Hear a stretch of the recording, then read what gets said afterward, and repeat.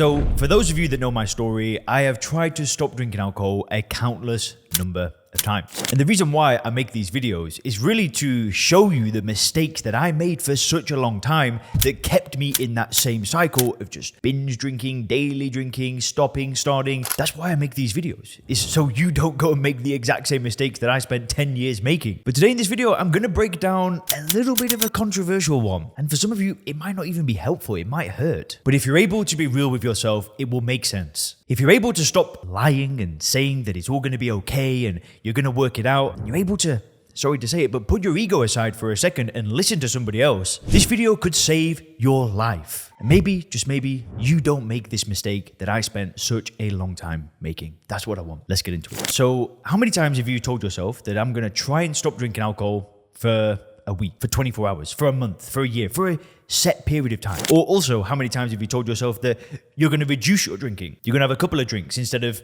8 or 9. You're going to drink once a week instead of 5 times a week. How many times have you told yourself that? I don't know a single drinker on the planet who has never made these vows to themselves, even the people that don't drink that much. Now, let's say we've got somebody that says, okay, do you know what? I've been drinking for 10 years. I'm just going to stop for 30 days to prove to myself that I can stop. Or they might say, I'm going to stop for 30 days just to, get back to the gym, do some bits and pieces. I don't feel that great. I just want to feel a bit better. So they embark on a journey of not drinking for 30 days. They get through that 30 days, they feel awesome, right? And for some people, just going a prolonged period of time without drinking can be an amazing experience, because what then happens is that when they go back to drinking, it can be this point of reference of like, okay, well, hang on, for 10 years, I felt terrible. I stopped for that 30-day period or that 6-month period or whatever, and I felt great. I felt like a machine. I was kicking ass. And now that I've gone back to drinking, is it really all it's made out to be? It can be a great thing to do. But if you're anything like me, I have done that all my days so many times. I've stopped for 9 months. I've stopped for a month. I've stopped for a week.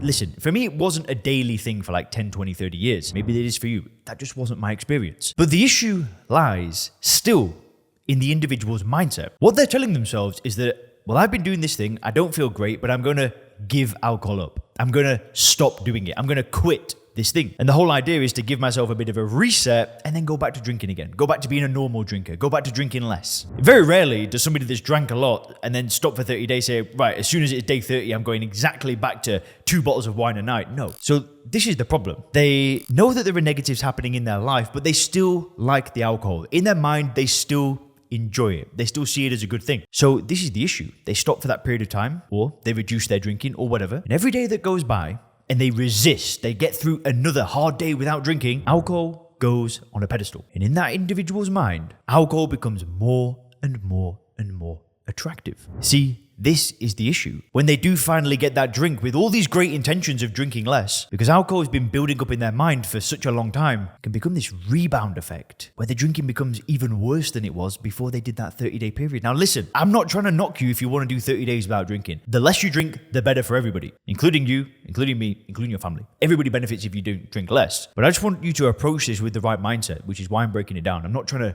knock you down, but when somebody uses willpower to stop drinking alcohol or to drink less, the longer they go without a drink, or if they're not getting their usual fix of alcohol, the more they want to drink. And that's a tragedy. That is a tragedy. That breaks my heart. I hate to hear this. It can be helpful, like I was saying, but it can also be damaging. So what should you do instead? People need to stop using willpower to not drink alcohol. If you're using your will to get through 30 days to drink less, it still means that you see a benefit of drinking alcohol, which means that you have to resist alcohol and use your willpower. So when you can finally drink, it just becomes a disaster again. The only solution to this is reframing how you view alcohol so you see it for what it is. So the idea of drinking again becomes insane to you. That's where you need to be. And then we don't try and stop drinking for 30 days. We choose to not drink because we don't want to drink. So sure, maybe you get to 30 days and you're feeling good. But if you saw alcohol as a highly addictive, poisonous drug that you don't want to consume, you'd get to 30 days and say, why would I want to put that back into my body? Instead of thinking,